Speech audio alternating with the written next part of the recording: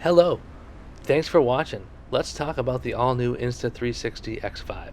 I'm a longtime fan of the X3. In fact, it's been my go-to camera for years. The X5 does everything that does but better. But if you have an X3, is it worth the jump? I don't think it is. Unless lower light scenarios or better audio are super important to what you're doing, the X3 is pretty awesome. Some of my favorite shots I've taken with an X3.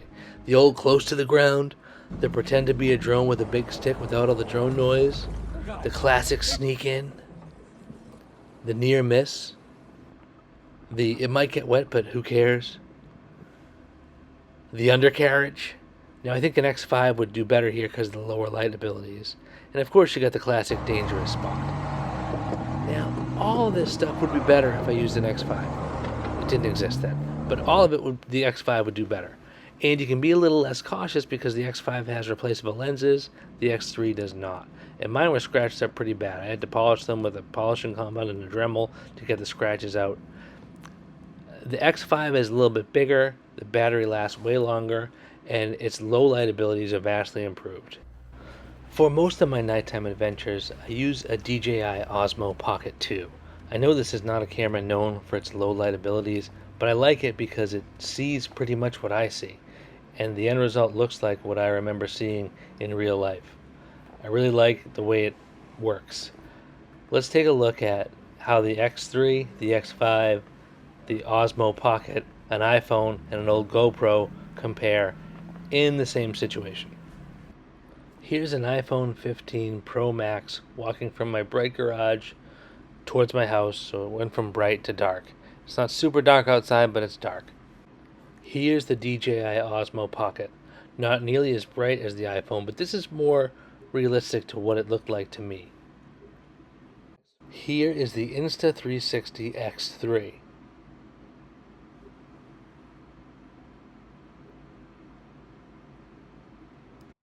Here is the Insta360 X5 in 5.7 HDR. While I was doing this, a message popped up that suggested I use pure video mode. So let's try that. Here's the Insta360 X5 in pure video mode. Consistency. And just to see how far things have come, here's a GoPro Hero 5 from 2016, which I still use a lot. I like it quite a bit, but it doesn't do so great at night. So here we have the Insta360 X5 in 5.7K HDR. I think it looks great. The colors look great. It's an awesome camera.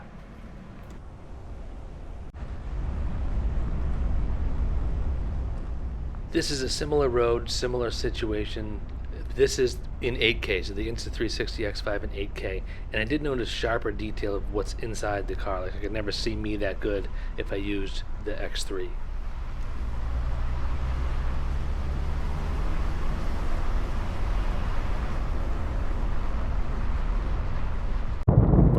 And here's the X3. I just don't see that big of a difference.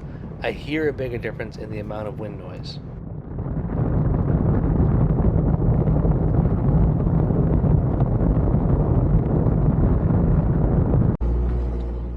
Here is the X3 on a slower stretch of road, and then here is the X5 on the same exact stretch of road. The X5 was attached to the front of the truck, the X3 was attached to the rear. A lot more color in the X5.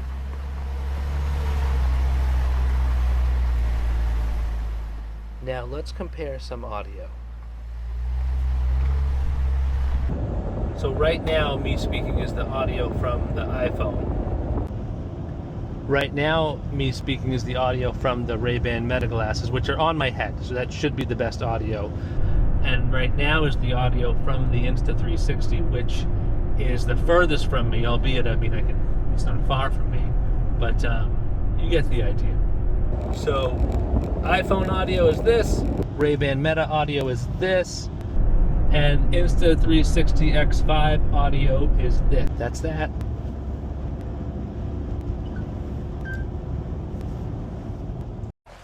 And thank you for watching, and just to be clear, all these cameras I purchased with my own money some years ago.